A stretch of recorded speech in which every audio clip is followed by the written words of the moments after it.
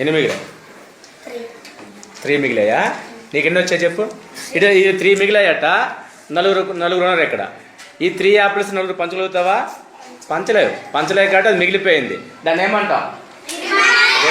చేతులు ఉండేది రిమైండర్. ఒక్కొక్కరికి ఎన్ని వచ్చాయి? 6. నీకెన్ని వచ్చాయి? 6. ఇప్పుడు డివిజన్ ఫార్ములాలో ఒక టర్మ్స్ పరిశీలిద్దాం. దీన్ని ఏమంటావమ్మా? డివిడెండ్. అటువైపు ఉండేది, ఇటువైపు ఉండేది, మిగిలింది. దానికి డివిజన్ చేస్తే నీ డివిడెండ్ ఎంత? 27 రాళ్ళు తీసుకున్నావు. ఎంతమంది పంచావు? ఒక్కొక్కరికి ఎన్ని వచ్చాయి? ఒకరికి ఎన్ని వచ్చాయి? 6 వచ్చినాయి. లాస్ట్కి నీ చేతులు ఎన్ని మిగిలాయి? చూపించు. 1 2 3. ఇప్పుడు వీటిని మనం డివిజన్ ఫార్ములా ఎక్స్ప్లెయిన్ చేస్తాం. నీకు ఎన్ని మిగిలే చెప్పు? 6. నీకెన్ని వచ్చాయి? 6. 6 + 6 12 + 6 18 + 6 24 పంచాం. ఈ 24 ఎలాగొచ్చింది?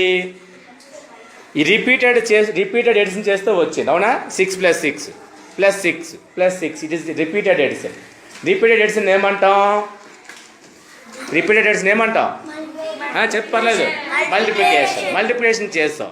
దేంతో మల్టిప్లికేషన్? 4 మెంబర్స్. మీ చేతులు ఎన్ని ఉన్నాయి? 6. 4 6 24కి 3 యాడ్ చేస్తే డివిడెండ్ వచ్చింది రాలేదా? వచ్చింది. అది రావాలంటే ఏంటిది? Divisor into coefficient plus remainder. అప్పుడు నీకేం వస్తుంది? డివిడెండ్. కడుపు మనకి డివిజన్ ఫార్ములా ఏమొచ్చిందమ్మా? Dividend is equal to divisor into coefficient plus remainder. ఈ లెక్కలో చూసుకుంటే డివైజర్ 4, కోఎఫిషియంట్ 6. 4 6 24. దానికి రిమైండర్ 3 యాడ్ చేస్తే మనకి ఏమొచ్చింది? 27 డివిడెండ్ వచ్చింది.